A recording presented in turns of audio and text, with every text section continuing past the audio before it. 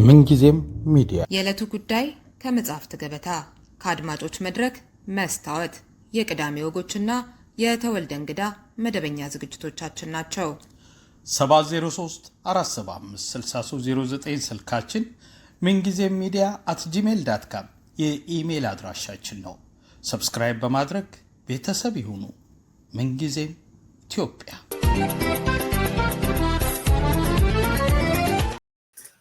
ሰላም ጤና ይስጥልኝ። የምንጊዜም ሚዲያ ቤተሰቦች በየሳምንቱ ማክሰኞ ወደ እናንተ የሚቀርበው ከመጽሐፍት ገበታ ዝግጅታችን ጀምሯል። በዛሬ የህዳር 16 2018 ፕሮግራማችን ሎስት ኢን ትራንዚሽን ዲሲት ኤንድ ኮንፍሊክት ኢን ኢትዮጵያ 2014 አፕ ቱ 2022 የተሰኘው የበፍቃዱ ኃይሉ መጽሐፍ ላይ ውይይት ይደረጋል። ጸሐፊውን በፍቃዱን ጨምሮ ኢያስቤት ተስፋዬና ኢዮብ አምደ ኢየሱስ እንግዶቼ ናቸው። ፕሮግራሙን አዘጋጅቼ የማቀርብላችሁ ርዕዮት አለሙ ነኝ። እንድትከታተሉ እንጋብዛለሁ። እንግዶቼ ግብዣዬን ተቀብላችሁ ስለተገኛችሁ ሁላችሁንም በጣም እያመሰገንኩ በፍቄ ካንተ ልጀምር። እንደ አንድ አፍቃሪ ዲሞክራሲ አክቲቪስት፣ ብሎገር እና ያልተሳኩ ሽግግሮች ታዛቢ ለምን የፖለቲካ ሽግግሮቻችን ይከሽፋሉ የሚለው ጥያቄ ለበርካታ ዓመታት ሲያብሰለስል ስለቆየ ጥያቄውን በሚገባ ለማየትና ለማህበረሰብ ቀረጻም የድርሻን ለመወጣት እንደጻፍከው በመቅድምህ ላይ ገልጸሃል እና እስኪ መግቢያና መደምደሚያውን ሳይጨምር 5 ክፍሎች የያዘውና 373 ገጾች ያሉት ይህ መጽሐፍ አጠቃሎን ሌሎችም ያላነበቡም ውይይታችን ለመያዝ ይረዳቸው ዘንድ አቅርብልን እና በእሱን ጀምር እስኪ። እሺ፣ አመሰግናለሁ ርዕዮት እና ሌሎችም እንግዶች በዚህ አጋጣሚ ስለተገኛችሁ በዚህ ላይ ለመወያየት።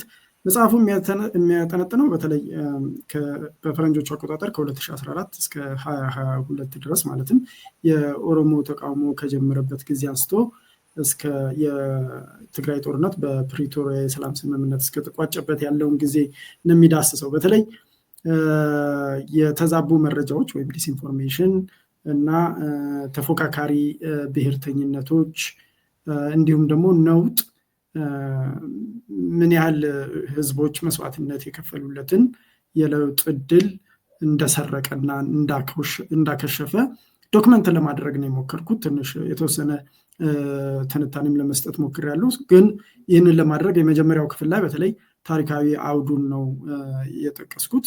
የኢትዮጵያ ግጭቶች ተዋናያን እነማን ናቸው፣ በቡድንም በግለሰብም የሚለውን እና መሰረቱስ ወይም ፋክተሮቹ ምንድን ናቸው የሚለውን ለመተንተን እንዲያስችለኝ በሚል ታሪካዊ አውዱን ለመተንተን ሞክሬያለሁ። በዚህም በተለይ የብሔር ወይም የዘውግ ተኮር ፌዴራላዊ አወቃቀሩ እንዲመጣ መሰረት የጣሉ ነገሮች እንዲሁም ደግሞ ታሪካዊ ውዝግቦች መነሻቸው ምንድን ነው የሚለው በተለይ የዘውግ ፌዴራላዊያን እና ትውፊታዊ የኢትዮጵያዊነት አራማጆች የሚላቸውን የለየሁበት ታሪካዊ አውድ አለ። ከዛ በመቀጠል ደግሞ በጥቅሉ የተዛባ ዲስኢንፎርሜሽን ምንድን ነው የሚለውን በተለይም ደግሞ በትራንዚሽን ወይም በሽግግሮች አውድ ውስጥ ለመመልከት ሞክሬያለሁ። በክፍል 2 ላይ ያንን ያደረኩት የተዛቡ መረጃዎች ስርጭት በታሪክ አውድ የሚሆን በዜና መልኩ የተለመደ ነው። ከሰው ልጅ ታሪክ እኩል ነው። ግን በተለይ ደግሞ አሁን በቴክኖሎጂ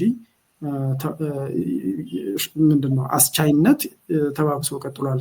ያንን አንደኛ የራሱ ምንድን ነው የሚለውን ሁነቱን ማስተዋወቅ እና በኢትዮጵያ ኮንቴክስት ውስጥ ደግሞ ባለፉት 10 ዓመታት ውስጥ ምን አይነት ሚና የነበረው የሚለውን ነው።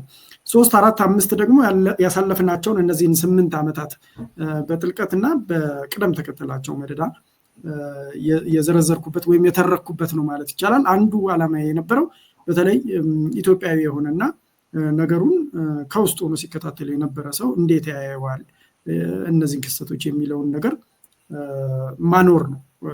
ለታሪክ ምስክርነት ማኖር ነው። ምክንያቱም ሌሎች ምሁራን፣ የውጭ ባለሙያዎች ሲጽፉ ያለው ሲተነትኑ ያለውኝ እና አንዳንድ ጊዜ እንደ ጉዳዩ ባለቤት እና ተሳታፊ በጣም ብዙ ቅሬታዎች ይሰሙኛል እና እኛ ስለማንጽፍ ነው እንደዚህ የሚሆነው የሚልም ቁጭት ስላለኝ ነው እነዛን ለመጻፍ እንትን ያልኩት። ስለዚህ ክፍል 3 ላይ በተለይ የኦሮሞና የአማራ ክልል ተቃውሞዎችን የተመለከተ ነው የዘገብኩት ወይም ዶክመንት አድርጌ ሰንጄ ያስቀመጥኩት ማለት ነው። ክፍል 4 ላይ ደግሞ ዊንድስ ኦፍ ሆፕ ነው የምለው። የለውጥ ነፋስ ወይም የተስፋ ነፋስ የነፈሰበት ጊዜ ነበረ። በፈረንጆቹ አቆጣጠር 2017 እና 18 ወይም ደግሞ በእኛ 9 እና 10 አካባቢ የተከሰቱ የፖለቲካ ለውጥ ክስተቶችን የተረኩበት ነው። ከዛ በኋላ ደግሞ የመጨረሻውና ዳጎስ ያለው ክፍል የዘመነ እብደት ወይም ደግሞ ኤራ ኦፍ ማድነስ ያልኩት ነው።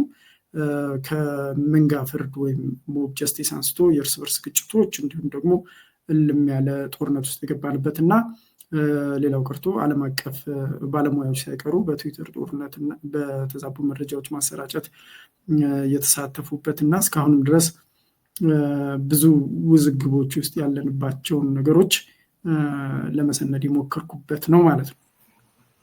እሺ፣ በጣም ነው የማመሰግነው በፍቄ።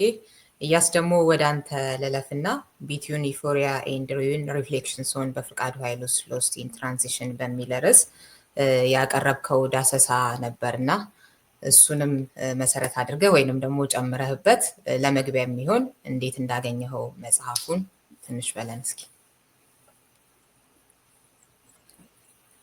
ሚዩት ነህ። እሺ፣ ሶሪ።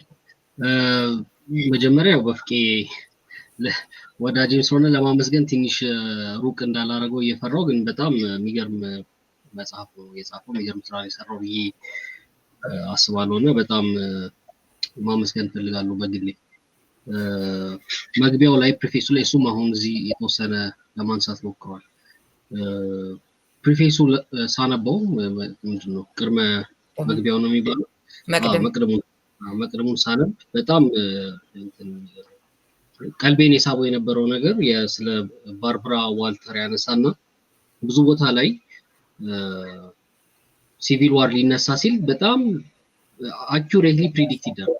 ከመነሳቱ በፊት ትንበያ ይሰጣል። ትንበያ አይደለም ነው ትንቢት፣ ያው ቢሆኖች የሚያስጠነቅቁ ያው የተለያዩ ቢሆነኞች ሰርተው፣ ምክንያቱም ይታወቃል ምን ሲሆን ነው ህዝቦች ወደ ግጭት ሊገቡ የሚችሉት፣ የእርስ በርስ ጦርነት ሊነሳ የሚችለው ምን አይነት ነገሮች ሲሟሉ ነው የሚለው ነገር ይታወቃል። ደግሞ በጣም ብዙ ጥናቶች አሉ።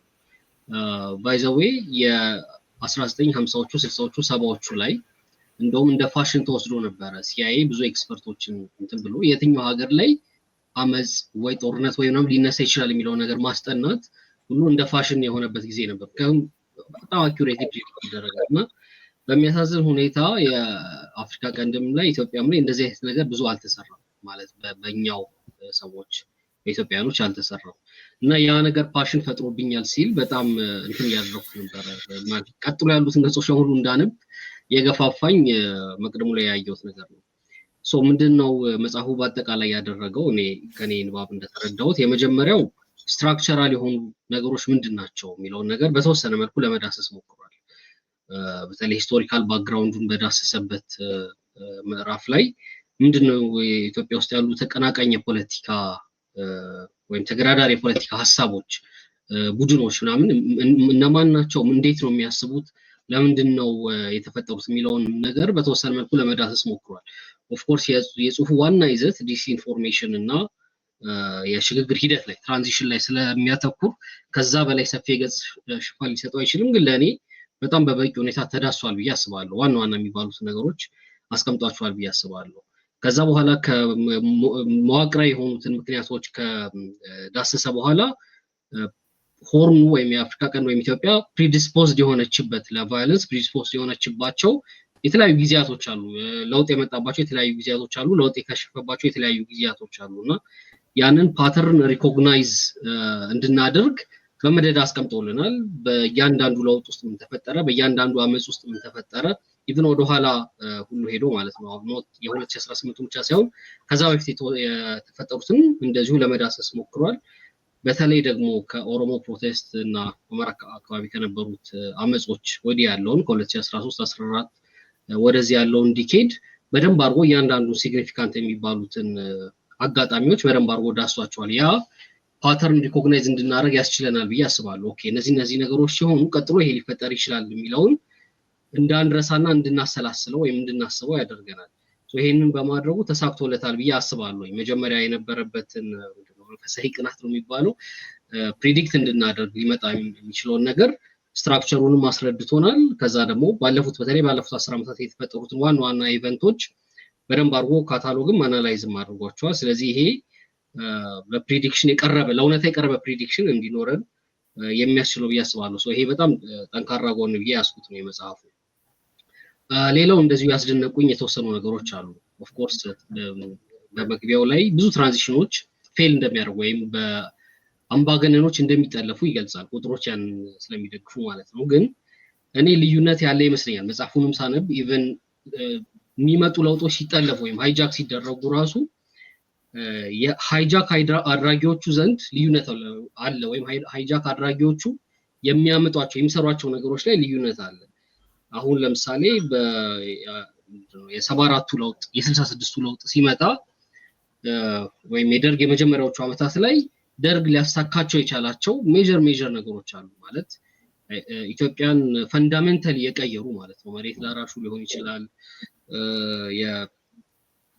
ኢቭን እድገት በህብረት ዘመቻ ሁሉ ሊሆን ይችላል፣ የናሽናላይዝ ማድረግ ሊሆን ይችላል ንብረቶችን። በጣም ብዙ ነገሮች አሉ ደርግ የወሰዳቸው ሜጀር ነገሮች።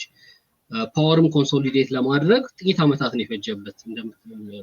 እንደምታውቂው 68 ጀምሮ የማጥፋት ጦርነት አዋጅ፣ ከዛ የቀይ ሽብር አዋጅ ምናምን ተባለ። ሜሶንንም ኢህአፓንም ምናምን ቶሎ እንትን ብሎ ፓወር ኮንሶሊዴት ያደረገበትን ጊዜ ፈጣን ነበር።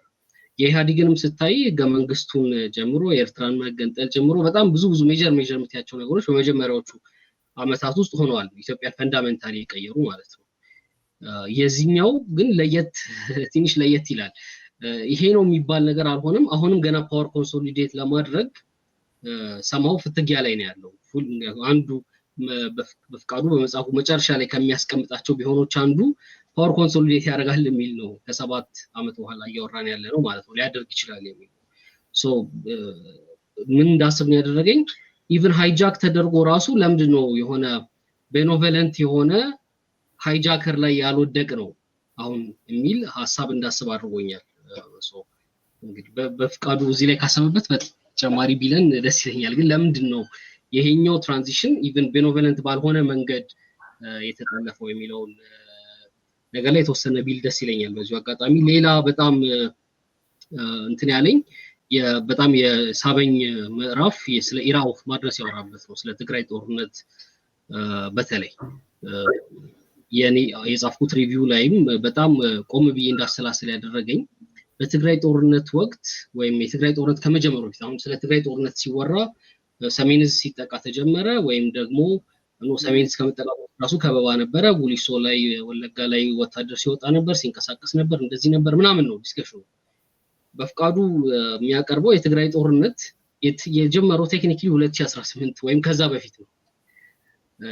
ምክንያቱም በቲፒኤልኤፍ እና በማዕከል ላይ ባለው መንግስት ከዛም ደግሞ ብሎም በአክቲቪስቶች ምክንያቱም የመጀመሪያዎቹ 2-3 ዓመታት የ2018 በኋላ ራሱ የመጡትን ስታይ ትግሉ ገና አላለቀም ነበር። ለምሳሌ አሁን ለውጡን እንደግፍ ምናምን ተብለው የሚወጡ የነበሩ ሰልፎች ራሱ ሰላማዊ የድጋፍ ሰልፎችን ካየሽ የሆነ አካል መጥቶ ሊያጠፋብን ይችላል በሚል ስጋት ነው። ያ የሆነ አካል ቲፒኤልኤፍ ነው። ሞሮፍ እንደውም የተቃውሞ ሰልፎች ናቸው። ለብልጽግና ከሚሰጡ የድጋፍነት ይዘታቸው ይልቅ የተቃውሞነታቸው ስቲል ያመዝናል እንዳይመጣ የሚል ማለት ነው። ከዛ ደግሞ ሪቶሪኩንም ብዙ የረሳኋቸው ነገሮች አስታውሰውኛል። እንደውም የፌደራል መንግስቱን ፈቃድ ሁሉ የጠየቁ አካላቶች ነበሩ። የምታስታውሱ ከሆነ የፌደራል መንግስቱ ከፈቀደልን እኛ በአንድ ቀን እንጨብጣታለን ትግራይና ስቴትመንቶች ሁሉ ነበሩ። በጣም ብዙ ካታሎግ ያደረጋቸው ነገሮች አሉ። ከዛ ቲፒኤልኤፍ መጨረሻ ላይ የምርጫ ጉዳይ ሆነ። ምርጫውን የማድረግ ያለማድረግ ከፌደራል የሚላከውን የመከላከያ አዛዥ የመቀበል ያለመቀበል ምናምን ሆነ የመጨረሻዎቹ። ከዛ ሰሜን ዕዝ የመቆጣጠር ያለመቆጣጠር ሆነ እንጂ ከዛ በፊት ቲፒኤልኤፍን የሚያደርጋቸውን የነበሩት ነገሮች ሲዘረዝራቸው ኦልሬዲ ጦርነቱ ቀድሞ እንደጀመረ በጣም አርጎ ያስረዳ ይመስለኛል። ከዛ በጣም የደነቀኝ ነገርና ሪፍሌክት ያደረኩት ምንድነው ተረስቷል። አሁን ጦርነቱ ለምንድን ነው የጀመረው የሚለው ነገር ምን ነበረ ጦርነቱን ያስጀመረው ነገር የሚለው ኮምፕሊትሊ ተረስቶ በጦርነቱ ጊዜ የተፈጠሩ ነገሮች በራሳቸው አሁን ለቀጣይ ጦርነት ምክንያት ሆነዋል። በጦርነቱ ጊዜ ከሌ ገብቶ እንደዚህ አድርጎናል፣ ከሌን ሪቬንጅ ማድረግ አለብን ሊሆን ይችላል። በጦርነቱ ጊዜ እንደዚህ አይነት ነገር ተዘርፏል ሊሆን ይችላል። ዋትኤቨር ብቻ በጦርነቱ ወቅት በጦርነቱ ውስጥ የተፈጠሩ ነገሮች ለሌላ አዲስ ጦርነት ምክንያት ሆነዋል። ይሄንን በደንብ አድርጎ ዘርዝሮታል ብዬ አስባለሁ። ጠቅለል አድርጌ ይሄ ነው። በጥያቄ ካለ መለሳለሁ። አመሰግናለሁ። ዮባ ወደ አንተ ልለፍና አንተም እንዴት እንዳገኘው የመጀመሪያ ዙር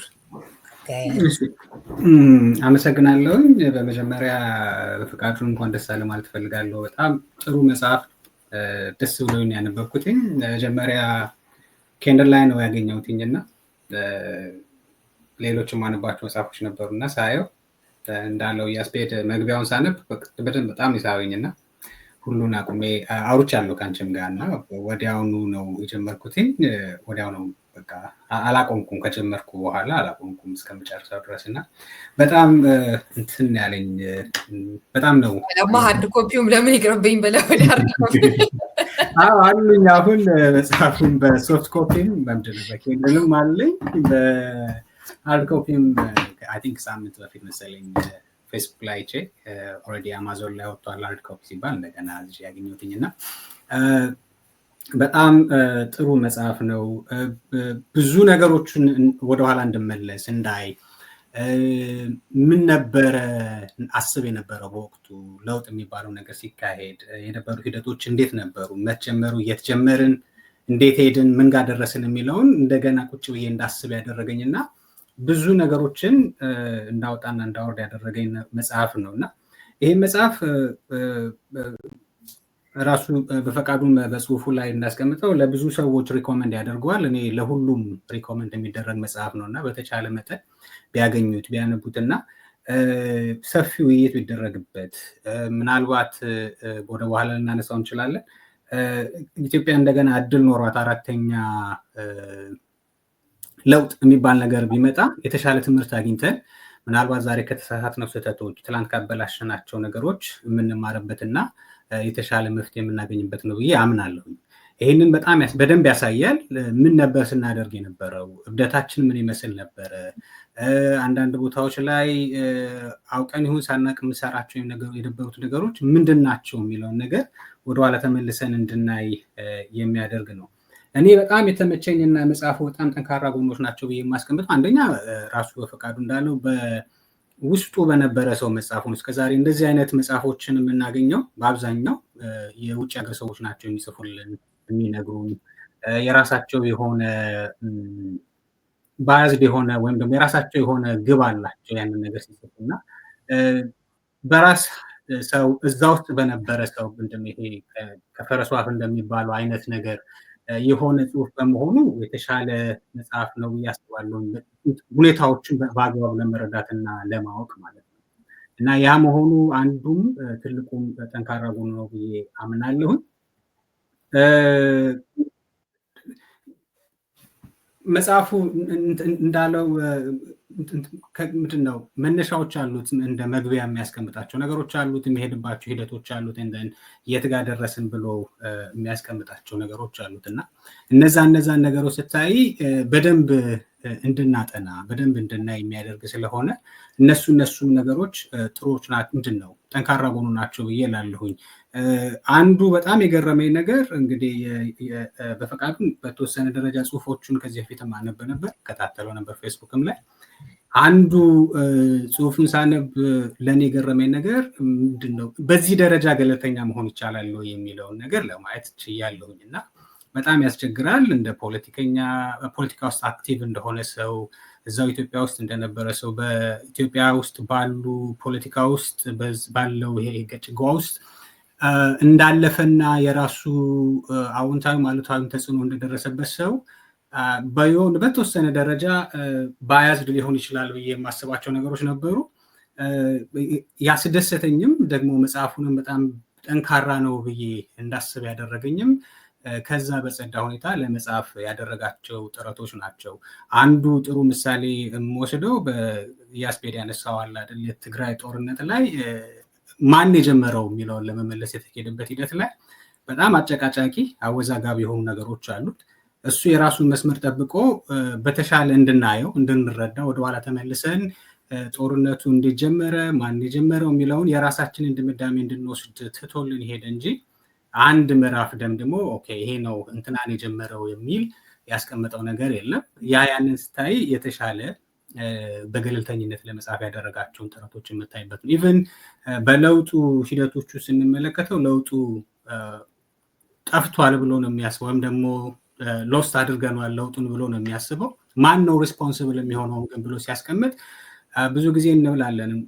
በተለይ በተቃዋሚ ውስጥ የሚቀመጡ ወይም ደግሞ ከመንግስት ውጭ የሆኑ ፖለቲከኞች የሚያስቀምጡት ሁሉንም ነገር መንግስት ላይ ነው የሚደፈድፉት።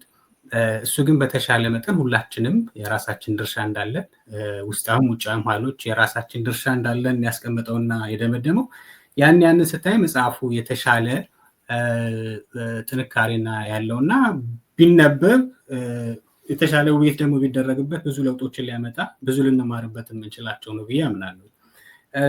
ምናልባት ምንድነው ቢደረግ ብዬ የምለው አንዱ ነገር መጽሐፉን ወደ ሀገር ቋንቋ መመለስ ብቻ በአማርኛም ሆነ ወይም ሌላ ኢትዮጵያዊ ቋንቋዎች የመመለስ እድል ቢኖረው ምናልባት የማንበብ እድሉን ሰፊ ሊያደርገውና የተሻለ ግንዛቤዎች ልናገኝ የምንችልባቸው ይኖራሉ ለማለት ነው። ይህንን ለመጨመር ነው እንደ መግቢያ ሪዮት። እሺ አመሰግናለሁ በጣም በፍቄ። እንግዲህ በአንድ በኩል በኢያስ የተነሳ በጥያቄ መልክ አለ። ለምንድነው እስካሁን ፓወር ኮንሶሊዴት የማድረግ ነገር እንደሌላው እንደ ደርግ ህወሓት ኢህአዴግ ሲገባ እንደነበረው ጊዜ ያልሆነው የሚለውን ከመጠለፍ ጋር ተያይዞ ያነሳው ላይ እይታህን እንድታጋራለ። ኢዮባ ደግሞ ያነሳው አለ በዚህ መጠን እንዴት ገለልተኛ መሆን ተቻለ የሚለው ላይ እና አንተም መቅደሙ ላይ ይመስለኛል ፍርሃትም ፌቨርም በሌለበት አይነት መልኩ ለማየት እንደሞከርክ የገለጽክበት እና በእርግጥም እኔም እንደዛ ሆኖ ነው ያገኘሁት። እሱ ለሌሎቻችንንም ሊረዳ ይችላል ብዬም ስለማስብ እንዴት ነው የተቻለው የሚለውንም ብትመልስ ጥሩ ነው። የኔን በኋላ ላስከተል። እሺ አመሰግናለሁ። በጣም የሚያበረታታ አስተያየት ነው ሁለታችሁም የሰጣችሁኝ። ከያስፔድ ጥያቄ ልጀምርና በተለይ አንድ ቦታ ጠቅሼዋለሁ፣ በደንብ አልሄድኩበትም እንጂ ኢንኮምፒተንስ ነው የሚል ነገር ነው ያነሳሁት። ምክንያቱም ካየናቸው ፔሪዶቹን ቤዚክሊ የመጀመሪያው ሽግግር ወይም ትራንዚሽን የምለው በ66 የነበረውን ነው አይደለም፣ ከዘውዳዊ አገዛዝ ወደ ወታደራዊ አገዛዝ የተሸጋገርንበት ነው እና እሱ በ4 ዓመት ውስጥ ደርግ ለምሳሌ በ4 ዓመት ውስጥ መዋቅራዊ ለውጦች የሚባሉትን ለምሳሌ የመሬት ላራሹ የመሳሰሉ አዋጆችን እና እንዲሁም ደግሞ ኢትዮጵያን ከክርስቲያናዊ አገረ መንግስት ወደ ሴኩላር አገረ መንግስት አሸጋግሮ ከዛ በኋላ ደግሞ ተቀናቃኞቹን በሙሉ አስወግዶ ሲጨርስ ከዛ በኋላ ኦፍኮርስ በራሳቸው መንገድ በትጥቅ ትግል መጡ እንጂ በተለይ ከተማ ውስጥ እንቀሳቀሱ የነበሩትን ውስጡም የነበሩትን በሙሉ ተቀናቃኞቹን በሙሉ አስወግዶ ሲጨርስ 4 ዓመት ነው የፈጀበት። ከዛ በኋላ የመጣው ሁለተኛው ትራንዚሽን የምለው የኢህአዴግ የገባበትን ነው፣ ፖስት ኮንፍሊክት የምንለው ማለት ነው። ኢህአዴግም በ4 ዓመት ውስጥ እንግዲህ የሽግግር መንግስቱን መስርቶ እንደውም ምርጫ ሁላ አካሂዷል ማለት ነው። አዲስ ህገ መንግስት አውጥቶ አጽድቆ አገሪቷን በፌዴራላዊ አወቃቀር እንደገና መልሶ አገረ መንግስቱን መልሶ ሰርቶ ከዛ ደግሞ ምርጫ ተወዳድሮ አሸንፎ ሲጨርስ 4 ዓመት ነው። ሁለቱም 4 ዓመት ነው የፈጀባቸው። ከዛ በኋላ እንደውም እኔ እንደ 5 ዓመትን እንደ ሪፈረንስ ነው ያስኩት። በእርግጥ ከ2018 በኋላ ለ4 ዓመት ስለሆነ መለከት የነበረው በዛ ፔሪድ ውስጥ ነው ሳነጻጽረው የነበረው ማለት ነው። እና ስናየው ይህንን ምናልባት እንግዲህ የክልሎች አዳዲስ ክልሎች መፈጠራቸው ነው። ከሲዳማ ውጭ ያሉት ሌሎች ክልሎች የተፈጠሩት አሁን 12 ክልሎች ስለሆኑ እሱም መዋቅራዊ ይባላሉ ማለት አይቻልም። ለምሳሌ አዲስ ፌዴራል ማለት ዩኒተሪ የነበረችውን አገረ መንግስት ወደ ፌዴራላዊ አወቃቀር መቀየር እና እዛው በፌዴራላዊ መዋቅሩ ውስጥ ግን አዳዲስ ክልሎችን በሪፈረንደም መፍጠር መቻል መሰረታዊ መዋቅራዊ ለውጥ ነው ሊባል ይችል እንደሆነ ያጠራጥረኛል። ግን እሱም 5ኛው ዓመት ላይ ነው ከሲዳማ ውጭ ያሉት ሌሎቹ የሆኑት ማለት ነው። ኦልሶ ህዝብ ጥያቄ መር ናቸው ለማለት ይቸግራል። ምክንያቱም የህዝብ ጥያቄ ዞኖቹ ወደ ክልሎች እንዲቀየሩ ነበረ። ነገር ግን ብልጽግና በራሱ አካሄድ ነው የፈጠረው። ሰው እኔ ያስተዋልኩት ይሄ የሆነበት ምክንያት ኢንኮምፒተንት ይህንኛው መንግስት ከእንትን ውጭ እነዛኞቹም ትግል ነበረባቸው፣ ተቀናቃኞች ነበረባቸው፣ በርካታ ትግሎች ነበሩባቸው። ግን ኢንኮምፒተንስ አስተውላለሁ ኢቭን ለማድረግ የሆኑ መዋቅራዊ ለውጦችን ለማምጣት የሚያስችል ኮምፒተንስ የላቸውም። እሱን ነው እንግዲህ ሩል አውት ላደርግ የምችለው እዛም መጽሐፉም ላይ ጠቅሼ የነበረው ማለት ነው። ኢዮብ ላነሳኸው ወደ ኢዮብ ሳትሄድ በፊት የሌሎቹ ሙሉ ለሙሉ አስወግደው መሆኑ ከሌላ አሁን ለምሳሌ የደርግ ራሱ ወታደሮች ቢሆኑም ሙሉ ለሙሉ ግን የነበረውን የማስወገድ ስራ መስራታቸው፣ የኢህአዴግ ደግሞ ጭራሻው ሌላ ኃይል መጥቶ ነው የለወጠው ደርግን። ይሄኛው ከውስጥ ስለሆነና እንደገናም ደግሞ እሱ ነገር እሱኛውስ ሊሆን አይችልም ወይ ችግር የሆነው? በጣም ያስኬዳል። ይሄ በመጽሐፍ ውስጥ የተጠቀሰ አይደለም ግን ኦፍኮርስ ይሄ ንቅለ ተከላ አይነት አካሄድ የለውም እውነቱን ለመናገር ግን ብዙ ስም ተሰጥቶታል። በኋላ ላይ ነው እኮ ሽግግር ነው የሚለው ራሱ በብዙ ዲቤቶች ነው እንጂ ሽግግር ነው ወይ? ምክንያቱም መንግስትን የተቀየረው በቃ በአንድ ስርዓት ውስጥ መንግስትን የተቀየረው ምክንያቱም ከኢህአዴግ ውስጥ የተመረጠ በኢህአዴግ ስርዓት የተመረጠ ሰው ነው መሪ የሆነው ነው። ግን ብዙ ነገሮችን አፍርሶ እንደ አዲስ ለመስራት ስለተሞከረ መንግስት ተለውጧል ሊያስብል የሚያስችል ዶሚናንት ፓወር ስትራክቸር ውስጥ የነበረው የስልጣንና የኃይል ቁጥጥር የነበረው አካል ሙሉ ለሙሉ ተወግዶ በአዲስ ስለተተካ ነው ሽግግረኛው ክፍል ላይ ዊንስ ኦፍ ሆፕ የሚለው ላይ መጨረሻው ላይ ምን ያህል የፖለቲካ ኦርደሩ እና የሚዲያ ኦርደሩ ላንድስኬፑ እየተቀየረ እንደሆነ በርካታ ማሳያዎችን አሳይቻለሁ። ነባር የነበሩ ትግሉ ላይ ተሳትፎ ሲያደርጉ የነበሩ የሳተላይት ሚዲያዎች ለምሳሌ ኢሳት እንዴት እንደተበታተነ ያንን ተከትሎ ከዛ የፖለቲካ ፓርቲዎች እንዴት አዳዲሶች እንደተፈለፈሉ ሌሎች የሚዲያ ያንን የፖለቲካ ትርክቶች የሚደግፉ የሚዲያ አውትሌቶች እንዴት እንደተፈጠሩ ወዘተረፈ የማትተበታለ እሱ አዲስ ዘመን ውስጥ እየገባን እንደሆነ የሚያሳይ ነው። ለሽግግር ኳሊፋይ እንዲያደርግ ያደርገዋል ሽግግርነቱን ማለት ነው። የፓወር ስትራክቸሩ ላይ ቁጥጥር የነበራቸው አካላት በሌሎች ቀስ በቀስም ቢሆን ከውስጥ በወጡ አካሎች እና በሌሎችም ትብብር ሲተኩ እናያለን። ምናልባት እሱ ኮንትሪቢዩት አድርጎ ሊሆን ይችላል። በቀደሙት ስርዓት ግን ከዛ የተለየ ነው በተወሰነ ደረጃ ማለት ነው። ምንም እንኳን ከራሱ ከስርዓቱ ሰራዊቶች የተውጣጡ ቢሆኑም በወቅቱ በተለይ ሮያሊቲው እና የመንግስት የዘውዱና አካባቢው ተይዞ የነበረው በነገስታቱ ነበረ። ወታደሮቹ እንደ ተራ ሰራተኛ ከጭቁን መደብ ውስጥ የሚመደቡ ነበሩ። ከነሱ ውስጥ የወጡ እና የተውጣጡ ናቸው። ግን መጀመሪያ የሚመስሉ የነበሩት ስርዓቱን ሊጠብቁ የተፈጠሩ ነበር። በኋላ ላይ ግን ያው ስርዓቱ ላይ ተነስቷል ማለት ነው። ምናልባት የደርግ ከአሁኑ ጋር ሊመሳሰል ይችላል፣ የደርግ አመጣጥ ከአሁኑ ጋር ሊመሳሰል ይችላል የሚል ግምት አለኝ። ግን እሱም እንትን ያደርጋል። አስተዳደሩ ውስጥ ግን የተሰበሰቡት ሰዎች ኢንኮምፒተንስ ኮንትሪቢዩት ያደረገ ይመስለኛል። በ5 ዓመት ጊዜ ውስጥ ብዙ ነገሮችን ማስተካከል አለመቻላቸው ማለት ነው። እሺ ወደ ዮባ ልትሄድ ስትል አቋርጬ ነበርና መሄድ ይችላል። እንግዲህ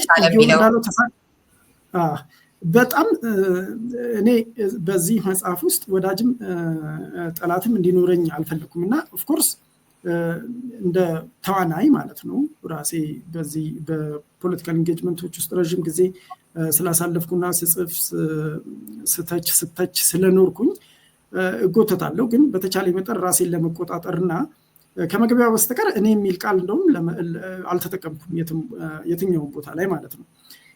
ፕሪፌሱ ላይ ብቻ ነው የተጠቀምኩት እና ፕሪፌሱ ላይ የሚያስቀመጥኩት እኔም ፖዚሽናሊቲ ሊኖረኝ ይችላል። ምንም እንኳን ራሴን በተቻለ መጠን ለመግራት ብሞክርም ግን ቢኮዝ አዲስ አበባ ያለው ሰው በመሆኔና የምመለከትበት አንግልም እና ደግሞ እንዲሁም ተሞክሮ ያለፍኩባቸው ተሞክሮቼ ራሳቸው ሊጎትቱ ስለሚችሉ ነው ያንን ለማስተዋወቅ የሞከርኩት ማለት ነው። ግን ጀኒውንሊ እኔ የነበረኝ ዓላማ ምንድነው? መጽሐፉን ሌላ ሰው ቢጽፍልኝ ማግኘት የምችለውን ነገር ለመስጠት ነው የሞከርኩት ብዬ ነው የማስበው። ምክንያቱም ሌላ ሰው ከጻፈው የራሱን ቢያዝ በተቻለ መጠን ኮንትሮል አድርጎ የታዘብኩት ኦብዘርቭ ያደረኩት ይሄ ነው ብሎ እንዲያቀርብልኝ ነው የምፈልገው። ስለዚህ ያንን ነው ለመስጠት የሞከርኩት።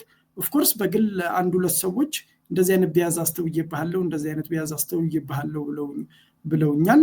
ያው እንግዲህ ሰዎች እነሱም ራሳቸው ፖዚሽንስ ስለሚኖራቸው ከዛ ይመጣ ሊሆን ይችላል፣ ወይም ደግሞ የኔም ራሱ የቆምኩበት ቦታ የሚያሳየኝ ስህተት ኖሮበት ሊሆን ይችላል። ግን ይህን በመስማቴ ደስ ብሎኛል። በጣም ብዙ ሰዎችም በተመሳሳይ ሁኔታ በጣም ራስህን ተቆጣጥረህ ነው የጻፍከው ብለውኛል። እሱን መስማት በጣም አስደሳች ነው የሚሆነው፣ ግን ቀላል ጥረት አልነበረም።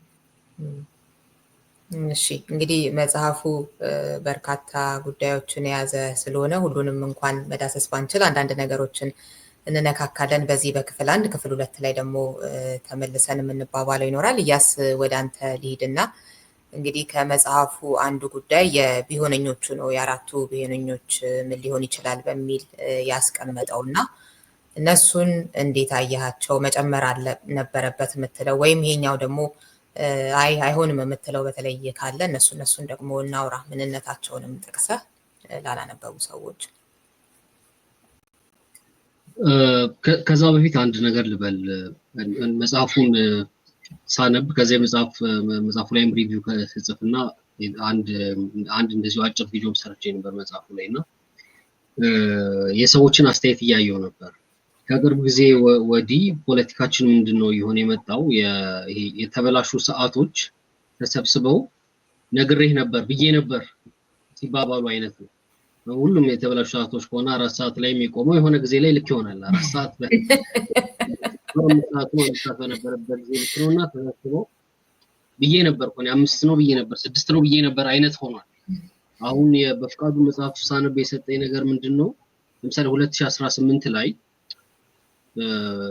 ምንድነው ቲም ለማን የደገፈ ሰው ነበር ወይ አብይን የደገፈ ሰው ነበር ወይ ምናምን የተቃወመም ሰው ነበር። ፐርስፔክቲቭን ይሰጣል ብዬ አስባለሁ። አሁን በፍቃዱ መጽሐፍ የደገፈው ለምን ደገፈ በሰዓቱ ወይ ምን አስቦ ደገፈ፣ የተቃወመው ምን አስቦ ተቃወመ፣ ለምን ተቃወመ፣ ከዛ በፊት በኢህአዴግ ጊዜ ተቃውሞዎች ለምንድን ነበር የነበሩት፣ እነማን ተቃወሙ፣ ለምን ተቃወሙ፣ እነማን ለምን ደገፉ፣ ለምን አልተቃወሙ የሚለው ነገር ከዛ ጊዜ ጀምሮ እስካሁን እስካለንበት ድረስ ለምን ይዛቸውና ለያዝናቸው የፖለቲካ አቋሞች ወይም ለቆምንባቸው ቦታዎች ፐርስፔክቲቭ የሚሰጥ ሆኖ አግኝቻለሁ። በጣም የተመቸኝ እሱ ነውና እኔ ብዬ ነበር እኔ እንደዚህ አይነት አቋም ነበረኝ፣ አንተ እንደዚህ ባልክበት ጊዜ እኔ ተቋሚ ነበርኩ፣ ወይም አንተ ጦርነት በደገፍክበት ጊዜ እኔ ሰላም ሰባኪ ነበርኩ፣ አንተ እንደዚህ ከሚለው ወጥተን ምንድነው ከዚህ ቀጥ ምክንያቱም ስለ ትራንዚሽን በጣም እየተወራ ነው አሁን እንደምታውቂውና በፍቃዱ የሚያስቀምጣቸው ነገሮች አሉ። ከቢሆኖቹ በኋላ ምን መደረግ አለበት ብሎ የሚያስቀምጣቸው ነገሮች አሉ። ያንን ሁሉ እንዳጠና ሰው እዛ ሁሉ ላይ ጽሁፍ እንደጻፈ ሰው የሚቀጥለው ትራንዚሽን ተመሳሳይ ጣፍንታ እንዳይገጥመው እነዚህ ነገሮች ቢደረጉ ጥሩ ናቸው ላይ ያስቀምጣቸው ነገሮች አሉ። ያ የበፍቃዱ አስተያየት ነው። እሱ ላይ ሜቢ በክፍል 2 እንወራበት ይሆናል። ግን የትኛውም ሰው መጽሐፉን ያነበበ ሰው ከመጽሐፉ ላይ የሚያገኘው ብዬ የማስበው የቆመበትን ቦታ የነበረውን ሁኔታ አስታውሶ አሁንም ወደፊት የተለየ ትራንዚሽን ከመጣ ወይም የሆነ አይነት ፖለቲካል ሪፎርም ከመጣ አቋም ሶስት እነዚህ ነገሮች ሁሉ ከግንዛቤ ማስገባቴን የዛኔ የዘነጓቸው ነገሮች ከግንዛቤ ማስገባቴን ማረጋገጥ አለብኝ እንዲል ፐርሰናል ሪፍሌክሽን እንዲኖረው ያደርጋል። እንደ ቡድንም ደግሞ ቀጥሎ የሚመጣው እንድንጠነቀቅ ያደርገናል። የተሳሳትነውን በደንብ ስለሚያሳይ ያስባል። እሱ ላይ ያነሳው አሪፍ ሀሳብ ነው በጣም ነበረ። አንደኛው ነገር እኮ ሆን ተብሎም ላይሆን ይችላል አይደል? ነገሮች በዙና በጽሁፍ ያነሳው ነበረ ሪቪው ስትሰራ እና ለምንድን ነው ይሄንን አቋም የወሰድኩት የሚለውና ኢቭን የወሰድነውን አቋም ቀርቶ የሆነውን ነገር ራሱ የሚያስረሳ ነገር ውስጥ ነን ያለ ነው አይደል? በጣም የሚበዛ ነገር እና በጽሁፍም እንዳልከው። ስለዚህ ይሄኛው መጽሐፍ አንዱ ከብዙ ጥሩ ነገሮች ውስጥ አንዱ ቆም ብለን ለምን ምንድነው የተከናወነው የረሳናቸው ብዙ ነገሮችን አስታውሰንበታል። ከዛ ለምን ያንን አቋም ወሰድን የሚለውና አሁን ላይ ቢሆንስ ወስዳቸው ነበር የሚለውን ልክ ነው በየቆምታው ራሳችንን እያየን እንድንሄድ የሚያደርግ ነገር ነውና እኔም እሱ ልጨምር ብዬ ነው። ቀጥል እያስ እንግዲህ ሴናሪዎቹ ይህን ሁሉ ከማየት የመጡ ናቸው። ከዚህ በኋላ እነዚህ ነገሮች ሊሆኑ ይችላሉ የሚለው ያለፉትን አመታት የተፈጠሩትን ነገሮች ፓተርኑ ሪኮግናይዝ በማድረግ ከዛ እንዲሁም በተወሰነ ደረጃ ስትራክቸራል መዋቅራዊ የሆኑ ችግሮቹ በመረዳት የተሰጡ ናቸው ብዬ አስባለሁ። ኦርደራቸው ላይ ትንሽ እንትን አለኝ ልዩነት ሊኖረኝ ይችላል። ምንድነው ሴናሪዎቹ ብዙ ናቸው፣ ውስጣቸው ብዙ ነገር ነው የሚይዙት። 4 ሴናሪዮን ያስቀመጠው በፍቃዱ። የመጀመሪያው ለምሳሌ አሁን ስልጣን ያለው አካል ፓወር ኮንሶሊዴት ያደርጋል፣ ተቋሚዎቹ የተዳከሙ ይሄዳሉ ምናምን ይሁን እንጂ ይሄ እንደ አምብሬላ ሆኖ በውስጡ እንዲህ ሊሆን ይችላል እንዲህ ሊሆን ይችላል የሚሉ በጣም ዝርዝር ነገሮች አሉ። እነሱን ነገሮች በሙሉ ማለት አይደለም። ኦርደሩን ትልል ይችላል ስል ከአንዱ ውስጥ ከተዘረዘሩት ውስጥ ወደ ሁለተኛው ውስጥ ከተዘረዘሩት ውስጥ ወደ አንደኛው ምናምን ልከታቸው የምችላቸው ነገሮች አሉ። ሊሆን ይችላል ያለው የመጀመሪያው ፓወር ኮንሶሊዴት ያደርጋል። አሁን ያለው ስርዓት ከሞላ ጎደል ፓወር ኮንሶሊዴት ያደርጋል ማለት ለወንበሩ የሚያሰጋው ነገር የለም ነው እንጂ ይሄ በየአካባቢው ያለው አለመረጋጋት በየአካባቢው ያለው የትጥቅ ትግል ምናምን ይቀራል አይነት አይደለም። የመጀመሪያው ሴናሪዮ ግን ከሞላ ጎደል ተቋሚዎቹ ይዳከማሉ፣ ከዛ በዲስኢንፎርሜሽን ያው ይገዛሉ። ሌላው አንድ የረሳሁት ነገር ሜቢ ወደኋላ መመለስ ካለብን በገቨርኒንግ ባይ ዲስኢንፎርሜሽን የሚል አንድ ሰብሴክሽን አለው። የመጀመሪያው ሴናሪዮ ከሞላ ጎደል አሁን ያለው እንትን ይቀጥላል፣ አሁን ያለው ስርዓት ፓወር ኮንሶሊዴት አድርጎ ይቀጥላል ነው። ሁለተኛው ሴናሪዮ ነገሮች ተባብሰው የብሔር ፖለቲካው ከዚህ በላይ ጦዞ ዲስኢንፎርሜሽኑ ሚስኢንፎርሜሽኑ ከዚህ በላይ ተካረው ወደ መበታተን ወይም መበታተን ሪል ወደሚሆንበት ሁሉም የራሴን ብሎ የሚበታተንበት ሁኔታ ገሃድ ወደሚሆንበት አይነት ሁኔታ እንመጣለን የሚል ነው ሁለተኛው ቢሆን። ሶስተኛው ደግሞ አሁን ኦሬዲ በውስጥ ያለበት ፕሬሸር አለ ማዕከላዊ መንግስቱ፣ ከዛ ከውጭም ደግሞ የተለያዩ ዲፕሎማቲክ እንትኖች የሚያሳድሩት ፕሬሸር አለ። በእነዛ ጫናዎች ተገዶ የተወሰነ ወደኋላ ሪትራክት አድርጌ ዲሞክራታይዝ ላድርግ ብሎ የተሰባሪ የሆነ የዲሞክራሲያዊነት እንትኖች ሊያሳይ ይችላል። ምርጫ አረጋለሁ፣ ኢንክሉሲቭ ዲያሎግ አረጋለሁ ምናምን የሚሉ አይነት ነገሮች ሊያመጣ ይችላል። ነገር ግን መሰረታዊ የኢንስቲትዩሽኖች ችግር የተቋማትን ችግር ስለማይፈታ ለምሳሌ የምርጫ ቦርድ ታማኝነት ሊሆን ይችላል፣ ነፃና ገለልተኛ ሚዲያዎች ሊሆን ይችላል። እነዛን ነገሮች ስለማያሟላ የትጥቅ ትግሎቹም ይቀጥላሉ፣ ዲሞክራሲያዊ ሙከራውን በአጭሩ የሚቀጭ ወይም ተሰባሪ ይሆናል የሚል መላምት ነው። የመጨረሻው ያው ዝቅተኛ ግምት የሰጠው በፍቃዱ ሲቪል ሶሳይቲዎች እና ነፃ ሚዲያዎች ምናምን በደንብ አድርገው ተደራጅተው ከግራስሩት ጀምረው የሆነ እንቅስቃሴ ይዘው መጥተው ሁሉንም በጋራ በህብር በሃርመኒ ሊያኖር የሚችል ስርዓት እንዲመጣ ሊያስገድዱ ይችላሉ የሚል ነው። እዚህ ላይ ያልተጠቀሱ ሴናሪዎች ሜቢ እንግዲህ የሚሊተሪ ኩ ለምሳሌ ራሱን ችሎ እንዳንድ ሴናሪዮ መቀመጥ አለበት ብዬ አስባለሁ። በኢትዮጵያ ውስጥ ሚሊተሪው አሁን በጣም ትልቅ ሮል ነው ያለው። የፖለቲከኞቹንም ሮል ሸፍኖ እየተጫወተ ስለሆነ ባለፉት አመታት 4፣ 5፣ 6 አመታት ሚሊተሪው የሚያስተዳድራቸው ቦታዎች አሉ። ቴክኒካሊ ማለት ሲቪል አስተዳደር በስርዓት ፈንክሽን ማድረግ የማይችልበት ሚሊተሪው ያስተዳደረ ያለባቸው ቦታዎች አሉና ኦሬዲ ሚሊተሪው እየተለማመደው ይመስለኛል የፖለቲካውን አሬና። ስለዚህ እሱ እንደ አንድ እንትን ቢገባ ጥሩ ነው ባይነኝ። ግን እኔ ከአንደኛው ይልቅ ፓወር ኮንሶሊዴት ያደርጋል ከሚለው ይልቅ ሁለተኛው አንደኛው ላይ ቢመጣ የሚል አስተያየት ነው ያለኝ። አሁን ባለው ሁኔታ ፓወር ኮንሶሊዴት ማድረግ በጣም ይከብደዋል ወይም ይቸግረዋል ብዬ አስባለሁ። ከዛ ይልቅ ማዕከሉ እየተዳከመ ይሄዳል፣ ተቋሚዎቹም እንደዛው እየተዳከሙ ይሄዳሉ። ፌልድ ስቴት የሚለው የተሻለ የመሆን እድል አለው ብዬ አስባለሁ። የበፍቃዱ መጽሐፍ አንብቤ የደረስኩበት ሴናሪዮ ማለት ነው እና እሱ የተሻለ እድል አለው ብዬ አስባለሁ። እሺ፣ አመሰግናለሁ። ያስ እንግዲህ በፍቄ በኋላ መልስ ትሰጣለህ። ዮባስ እንዴት አገኘኸው? በተለይ የአራቱ ቢሆነኞችን ከነዚህ ውጪ መጨመር የነበረበት አሁን እንደተባለው የሚሊተሪውን የመፈንቅለ መንግስት ጉዳይ እንደዚህ አይነቱን ነገር እና ሌሎችም ደግሞ ያልተነሱ አሉ ቢሆነኞች ብለህ የምታስባቸው ካሉ ወይንም ደግሞ ይሄኛውን ቅድም እንዳልኩት እንዴት አስገባው ሊሆን የማይችል ነው በፍጹም የምትለውም ካለ እስኪ ሄድበት። ማለት ሁሉም የጠበበ ለምሳሌ ከአራተኛው ብንጀምር አራተኛው ላይ ያለው ሲቪል ሶሳይቲ ሬዚሊየንስ ሆኖ ሊፈጥር የሚችለው እሱ የሚያስቀምጠው በጣም ጠባብ እድል ነው ያለው። ቢሆን የተሻለ አማራጭ ሊሆን የሚችለው ምናልባት በኢትዮጵያ ውስጥ የተሻለ ነገር ልናገኝ የምንችልበት እሱ ሊሆን ይችላል።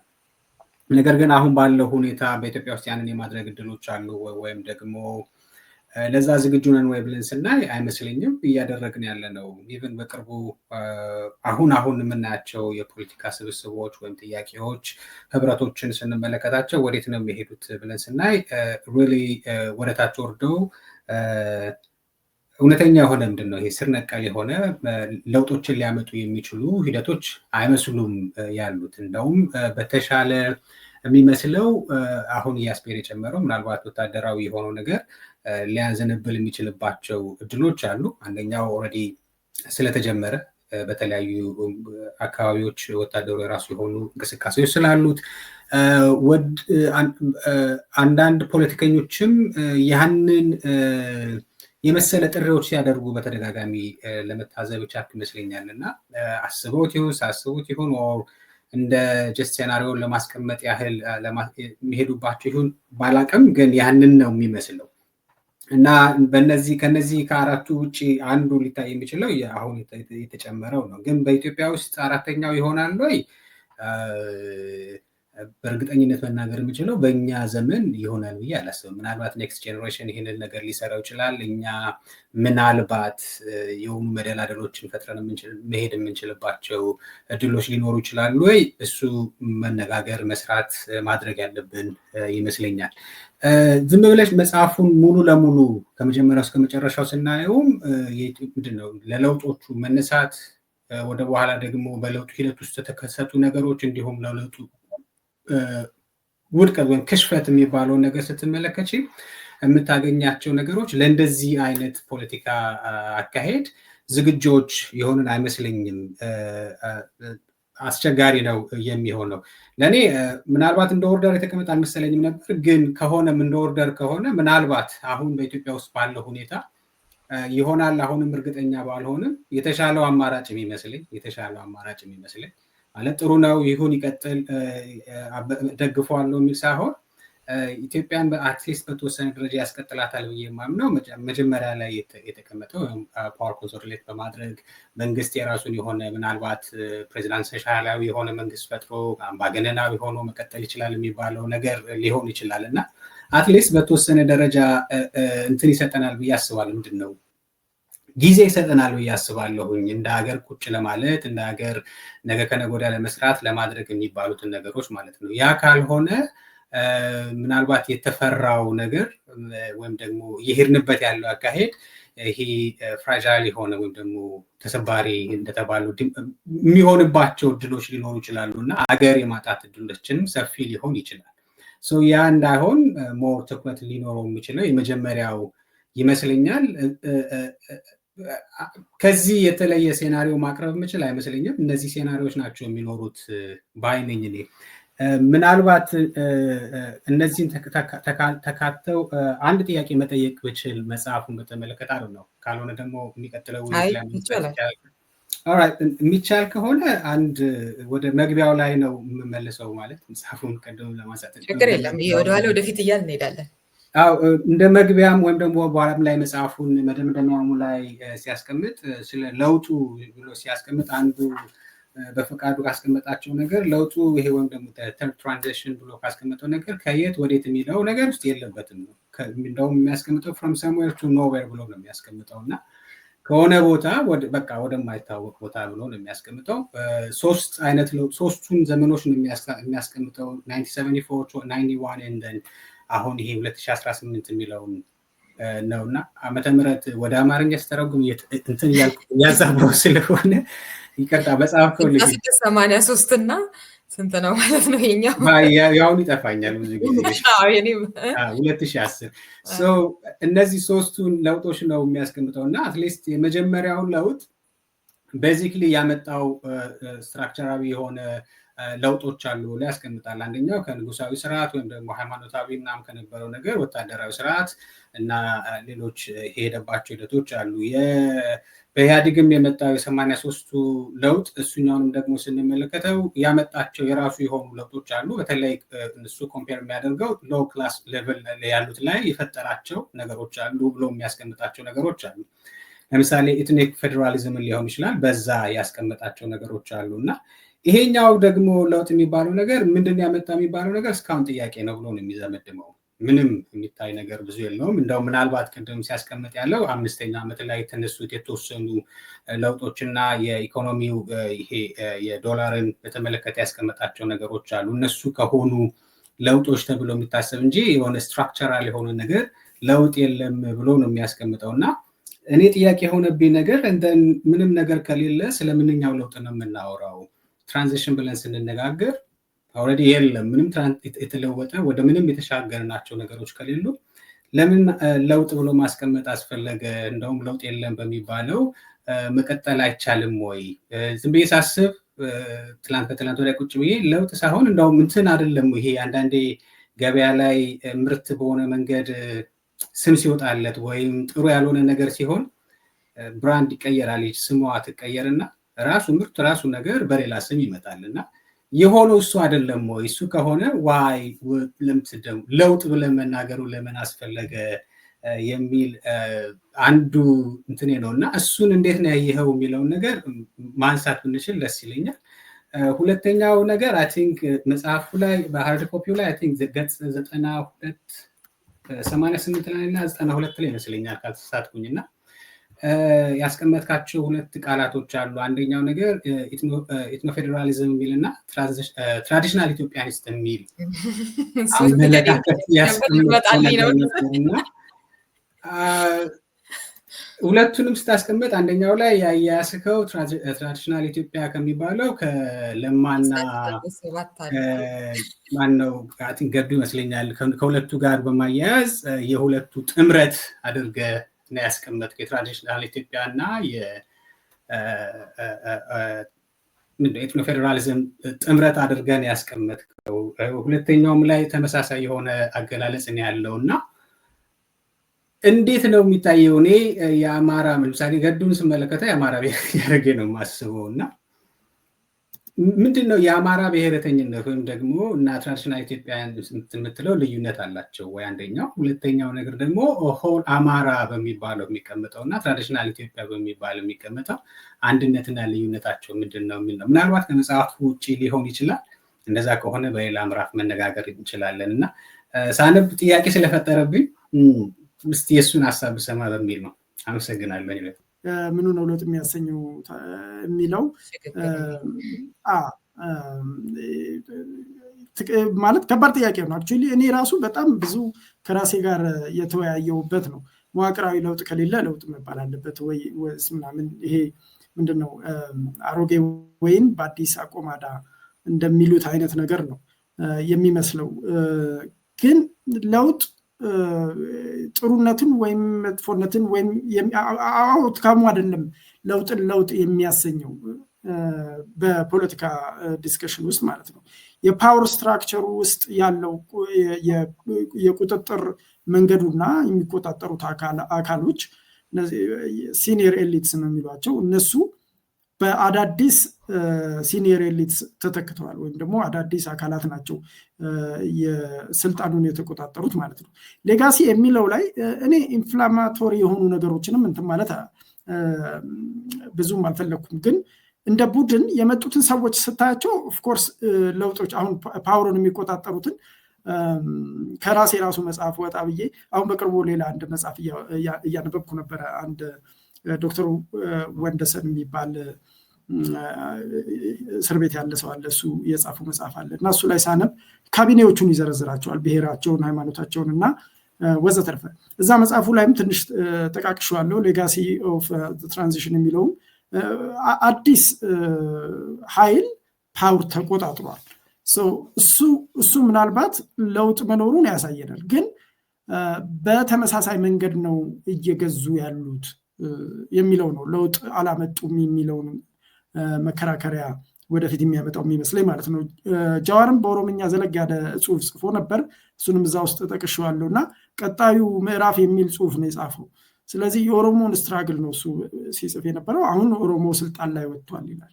ነገር ግን ስልጣን ላይ የወጣው ኦሮሞ በፊት ሲጨቁኑት እንደነበሩት አካላት የእነሱን ታክቲክ ተጠቅሞ ነው ረግጦ እየገዛ ያለው እና ያንን መቀየር እና ዲሞክራታይዝ ማድረግ ያስፈልጋል ይላል ማለት ነው። ስለዚህ ምናልባት የሶስተኛው ትራንዚሽን ተልእኮ የነበረው ዲሞክራሲያዊት ኢትዮጵያን ማዋለድ ነበረ ብዬ አምናለሁ። አብዛኛዎቹ ተቀናቃኝ ብሔርተኞች የነበሯቸው ጥያቄዎች በወል ስምምነት ሊፈቱ የሚችሉት ዲሞክራሲያዊ የሆኑ መንገዶች ቢኖሩ እና ዲሞክራሲ እንደ መንገድ ተቀባይነት ቢያገኝ ኖሮ ከዛ በኋላ ቀስ በቀስ ገጽ በገጽ እየተፈቱ ይሄዱ ነበረ ማለት ነው። ያንን ነው ሳናገኝ የቀረ ነው እንጂ ለውጡ አትሊስት በዛ ደረጃ መጥቷል ለማለት ነው። የባህል ለውጦችን አንስቻለሁ። አዲስ አበባ ለምሳሌ አዲስ ክብረ ባህሎችን እያገኘች ነው። ስለዚህ የባህል ዳይቨርሲቲ ቢያንስ የምታይበት እድል ይኖራል ወዘተርፈ ብያለሁ። ግን እነዚህ ስትራክቸራል አይደሉም፣ በህግ የተደነገጉ መዋቅራዊ ብዙ ለውጦችን ያመጡ አይደሉም ነው አርጊመንቴ። እዚህ ላይ ጠንካራ አርጊመንት ላይኖረኝ ይችላል። ግን ትራዲሽናል ኢትዮጵያኒስት እና ኤትኖ ፌዴራሊስት የምላቸውን ሁለት አካላት በተመለከተ በተለይ ኦሮማራ ሲፈጠር ለማለት የፈለኩት ትራዲሽናል ኢትዮጵያኒስት የምላቸው ኦፍኮርስ ምናልባት በፊት በተለይ አማራ የሚበዛበት ስብስብ ነው፣ ግን ከአማራ ውጭ ያሉት ነው። ኢትዮጵያ በኢትዮጵያ ታሪክ የሚኮራና በወደፊት አንድነቷ ላይም መደራደር የማይፈልገው የፖለቲካ ቡድን ነው ትራዲሽናል ኢትዮጵያኒስት የምንለው ማለት ነው። ይሄ ዘ ግሬት ትራዲሽን የሚለው የታሪክ ምሁራን ከሚጠቅሱት ነው የቀዳሁት። ኤትኖ ፌዴራሊስት ደግሞ በተለይ ከፌዴራሊዝሙ ጋር ከዘውግ ፌዴራሊዝሙ ጋር አወንታዊ ቁርኝት ያላቸውን ቡድኖች ለመግለጽ ነው። በተለይ ደግሞ በዚህኛው ግሩፕ ውስጥ ኦሮሞ ምናልባት ሴንተር ይሆናል ብዬ ነው። ኦሮሞ ብሔርተኞች ሴንተር ይሆናሉ ብዬ ነው የማምነው። ነገር ግን የዛን ጊዜ ኦሮማራ ሲፈጠር የደገፉት እነዚህ ትራዲሽናል ኢትዮጵያኒስት የሚባለው ስብስብ ውስጥ ያሉ ሰዎች ነበሩ በአብዛኛው ማለት ነው።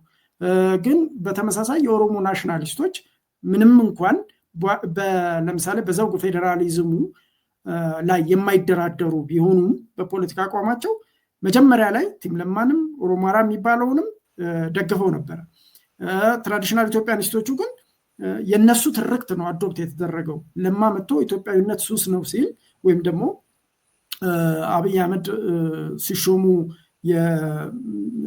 ምንድነው የበዓለ ሲመታቸው ላይ ያደረጉት ንግግር ላይ የብሔር ብሔረሰቦች ከሚለው የተለመደው ኤቶስ ወጣ ብለው ኢትዮጵያ የሚለውን ቃል ደጋግመው ሲጠሩ በብዛት ያንጸባረቁት በተለምዶ ትውፊታዊ ኢትዮጵያዊነት አራማጆች የሚከተሉትን አይነት ትርክት ነው ማለት ነው። ከተለመደው የብሔር ብሔረሰቦች ትርክት ወጣ ብለው ማለት ነው። ስለዚህ ለዛ ነው እንትን ያልኩት እንጂ ኖት ገዱን ፓርቲኩላርሊ ሳይሆን በብዛት ምናልባት አማራ ሴንተር የሆነበትን የትውፊታዊ ኢትዮጵያዊነት ትርክትና አሁን እኔ የኢትዮጵያ ፖለቲካ ኢንጀነራል ከዚህ በፊት ዘቱ ፍሮንቲርስ ሲባል ቆለኞችና ደገኞችን ነው፣ የሰሜን ደገኞችና የደቡብ ቆለኞችን ነው፣ ወይም የፐሪፈሪዎችንና የመሀል ሀገር ሰዎችን ነበር የሚወክለው። ግን ያኛው አይ ቲንክ ኢቮልቭ አድርጓል ብዬ አስባለሁ። እና የተተካው በምንድን ነው? በትውፊታዊ ኢትዮጵያዊነት አራማጆች እና በዘውግ ፌዴራላውያን ነው የተተካው ማለት ነው። እነዚህ ደግሞ መሀላቸው ዋና ተዋናዮቻቸው በትውፊታዊ ኢትዮጵያዊነት አራማጆቹ ዘንድ አማሮች ናቸው። ግን እነዚህ አማሮች አማራ ብሔርተኛ አልሆኑም ነበር። አትሊስት እስከሆነ ጊዜ ድረስ አማራ ብሔርተኛ ሆነው ሲወጡ የዘውግ ፌዴራላውያንን ትርክት አይደለም ያነገቡት። በኢትዮጵያ ታሪክ ስለሚኮሩ ከትውፊታዊ ኢትዮጵያዊነት አራማጆች ጋር ይመሳሰላሉ።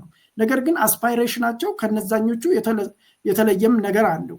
ስለዚህ ኤትኖ ናሽናሊዝም እያልኩ የምጠቀምበት ቦታ አለ። የዘውግ ብሔርተኛ ናቸው የአማራ ብሔርተኞች፣ ግን ኤትኖ ፌዴራሊስት አይደሉም። የኦሮሞ ብሔርተኞች ግን የዘውግ ብሔርተኞችም ናቸው፣ ግን አት ዘ ሴም ታይም ደግሞ የዘውግ ብሔርተኝነት ምንድነው የዘውግ ፌዴራሊዝሙን ስርዓትን ፕሮቴክቶሬት ናቸው ማለት ነው። እንደዛ አይነት ፋይን ላይን የሆነ ዲስቲንክሽን አስቀምጫለሁ እና በየመሃሉ ለመጠቃቀስ ሞክሬያለሁ። ግን ፓርቲኩላርሊ የአማራ ብሔርተኞችን እና የኦሮማራን የአማራ ብሔርተኞችና የኦሮሞ ብሔርተኞች ህብረት ብቻ ነው ብዬም አላስብም።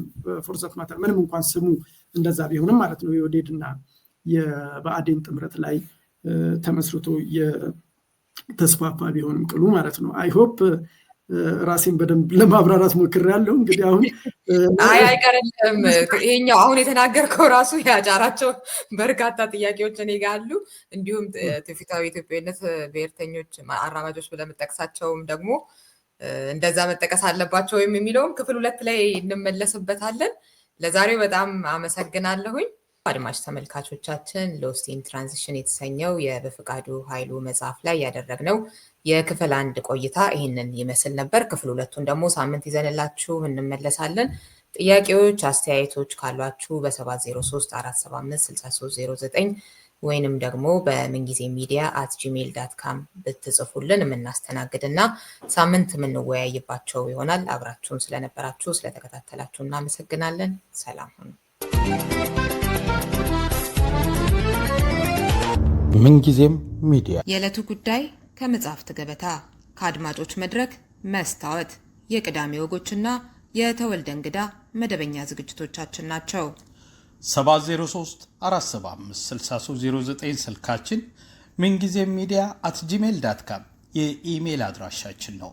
ሰብስክራይብ በማድረግ ቤተሰብ ይሁኑ። ምንጊዜም ኢትዮጵያ።